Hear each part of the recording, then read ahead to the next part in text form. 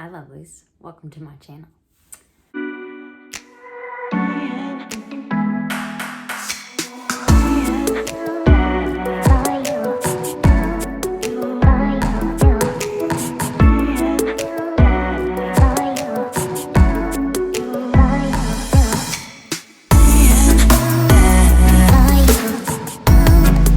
Alrighty, so today we are going to be talking about a really interesting topic.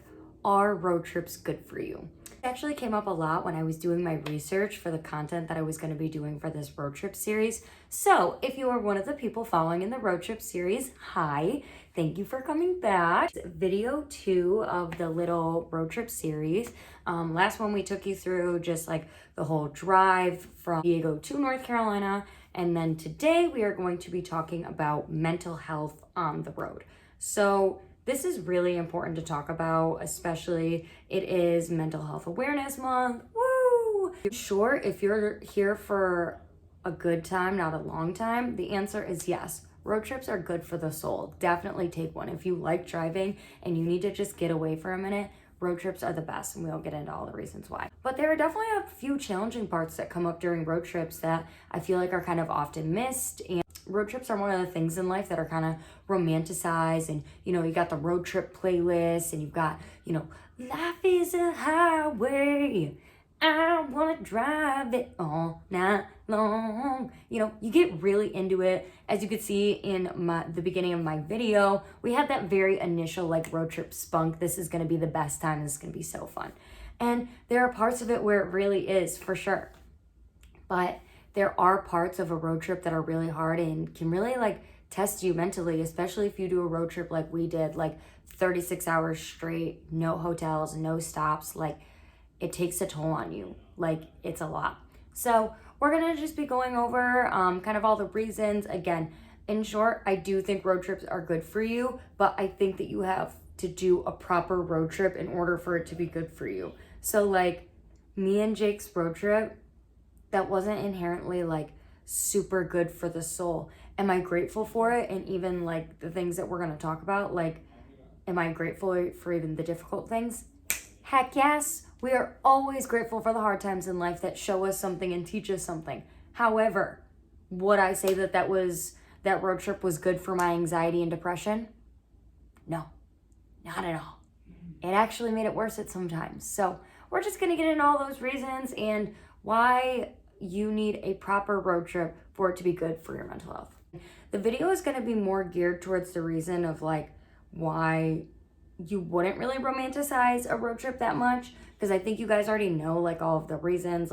Yes, road trips are awesome, and you can sightsee, and you can stop and take a bunch of cool pictures, and you can say you've been a bunch of places, and you have your own car. You can, get lost in the open road. It's all fun and games until you are in hour 36 and there is still 6 hours left on the road, and you feel like your eyes are burning inside of your brain. Until then, that's when you feel like maybe this road trip isn't that good for me. So I'm going to kind of get into the nitty gritty and not really go over in detail all of the really awesome reasons that you should take a road trip, because you guys already know road trips are really awesome and you should take one. So let's go ahead and get started. Okay, so one of the things that is a benefit and also a curse of being on the road that long is all of the time that you have at your disposal. That can be so good and so bad. If you get into a new genre of music, or you wanted to binge watch a new show, or you really just wanted to shamelessly watch an old movie that is your favorite and you didn't really have time to do. Now you have time to do all of that, and you have time to cram it all in. One of my favorites that I always watch in all of my travel endeavors is the Sex and the City movie. I've watched it a million times. I could recite it. I still cry when Big doesn't show up and he doesn't get out of the car. It still makes me cry. And when Charlotte goes, no, I still cry. And I still say it with her, But I just have to do it, and it's a feel-good thing. And that's where a road trip and that much time on the road is really awesome, because you have the time to just get into all the things that you really enjoy and really care about in a media sense that you can consume while you're driving or in the passenger seat.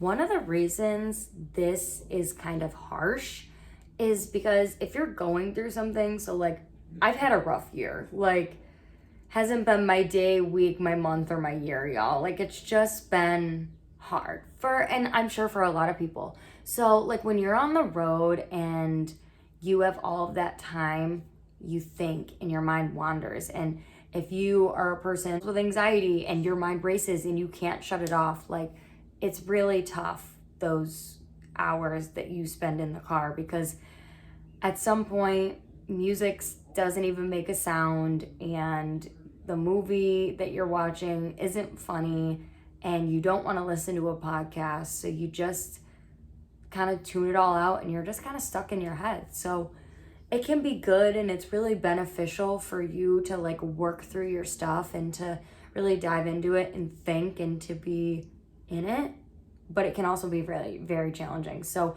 for me, when my road trip happened, like I remember, and I'm a crier, y'all, so don't think too much of this, but I just remember there was a point in my road trip and I was thinking about some conflicts I'd recently had with my friends, and everything kind of just hit me, and I just was like crying while I was driving, and Jake was asleep and I just was there crying by myself on the road. So even when you say it, is it good for you to get all that stuff out? Yes, it definitely is. That's healthy. It's a good way to work through things. Like you can get a road trip and it can help you work through a problem or think through something that you've been really stuck on, and that's super beneficial. But it's challenging, y'all. Like it is no walk in the cake to just sit there with your thoughts and do all that. So say that one of the things that's not good for you about being on the road, and this is like a little personal problem with me and Jake, because we are so hard asses about like stopping at the right time and like not drinking too much water, so we're not stopping to pee every hour. Like we're kind of psychos about trying to control ourselves and like be as efficient as possible on the road. But I feel like on the road, I am like really unhealthy. Like I'm eating really nasty snacks. Like I'm eating food I never would be before. Like fast food 24/7. Like I don't go to Wendy's all the time, y'all. That's not my favorite spot. I don't like live for a double baconator. But on the road, like your options are limited. And when you do an unplanned road trip like that, like we didn't have time to like go to the grocery store and like think of a bunch of healthy snacks that are good to stay in the car that long, and we just didn't have the time. So we were eating like crap the whole time. My screen time was like 12 hours a day. Like I was literally just on my phone and off water, and I'm not sleeping that much. Like even when you're sleeping in the car, like that's not getting a good night's sleep. So again, this is where like if you do like a proper road trip and you're not on a super big time crunch, yeah, that's kind of nice. But on a road trip where you're like going to a destination, it's tough on your body. Not eating well, not drinking that much, and you're not sleeping that much. So not that good for you in that sense. Another aspect of it is just that isn't good for you is how much sitting and inactivity your body has. It's not good for you, like staying stagnant that long. And again, this is where it kind of loops around. And if you did more of a proper one, that you would not run into as many of these issues as we had.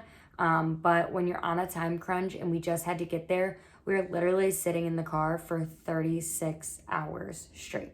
Like the next day, our whole bodies were sore. Like walking was a struggle. Like we felt like physically nauseous too. Like just that type of motion for that long, like is not great for you. Not the move, sis. Last topic that I wanted to touch on in this video that is kind of a setback to your mental health in a road trip is the late night struggles. Okay. It is really tough to be on the road straight that long. And it's kind of like the hours between 2 and 6 when it's so dark and those hours seem to last forever. And those are the moments where like you really struggle. And I know for me, I have anxiety, I have depression, and it's just something that I deal with and I manage it. And I just remember in those moments of the night when I was up and driving Nothing to bring me back to reality. You know, it was just me on the road and Jake was sleeping, and I just remember those were the moments where my mind also went to the darkest places, and my depression thoughts really just ran with it and got control, and I just had a lot of thoughts that were mean and ugly. And I guess where I think it is, it's like, obviously it's harder to drive at night and you're exhausted, and at that point I was kind of like, I'm really hard on myself. So like I was questioning my decision. I'm like, we made the wrong decision to drive. This was my fault. Like, we shouldn't have done this. And my mind just snowballed into just this deep pit of eternal darkness outside. And my depression and anxiety were like, yeah, let's gang up on her. She's weak. I don't know what it is. I have no idea why those moments it's even tougher, but that's when I'm like, this isn't that good for me. Like, I shouldn't have done this. Like, I shouldn't be up pushing myself, forcing myself awake. Should have just got the hotel room. I shouldn't be awake right now. I should be sleeping. I deserve to be asleep. And that's like where the downward spiral goes. You know what I mean? Like, you just want to sleep, and then all of a sudden, like, your thoughts just, they get so bad, and you're like, what's the point of life if I can't sleep? So that's one of the things where I'd say that maybe a road trip isn't good for you if you're already in a place of struggling. Like, if you feel like you're about on the verge of a mental breakdown, I would not recommend taking a cross-country road trip. It might break you. A cross-country road trip might break you if you're mentally stable, okay? All right.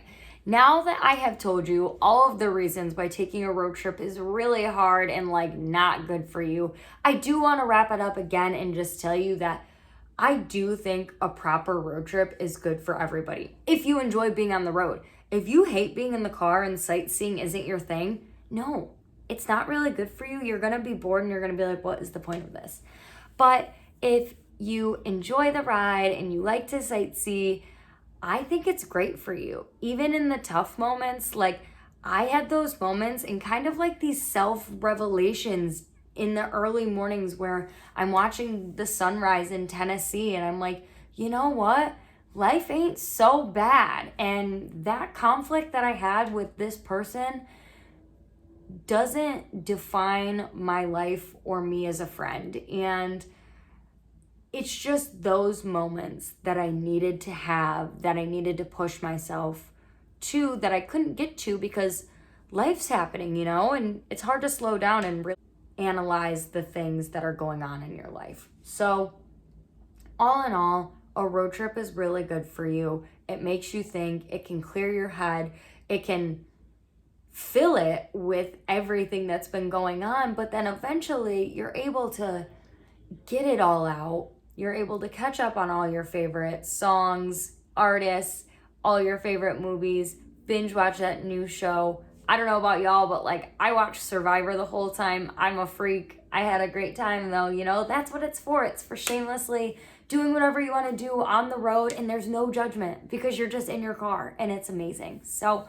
road trips are totally good for the soul. I would definitely recommend them. But like everything else, make sure you guys take care of yourselves on your road trip. Like, pack yourself some feel-good food. If you want to eat crappy and really indulge, yes. But as you'll see on our ride home trip, we had to do healthier foods and make it a more protein-packed, efficient trip so that we had the energy to make it a good trip.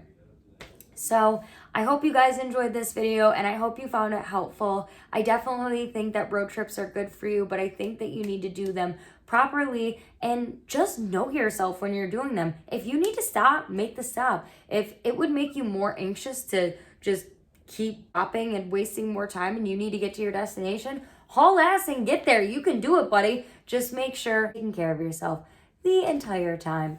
Thank you guys for watching.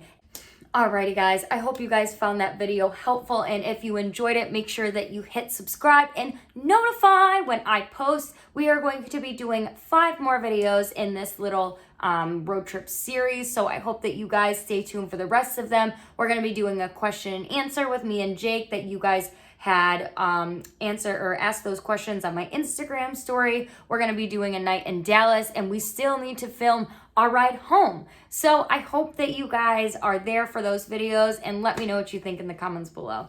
Thank you so much.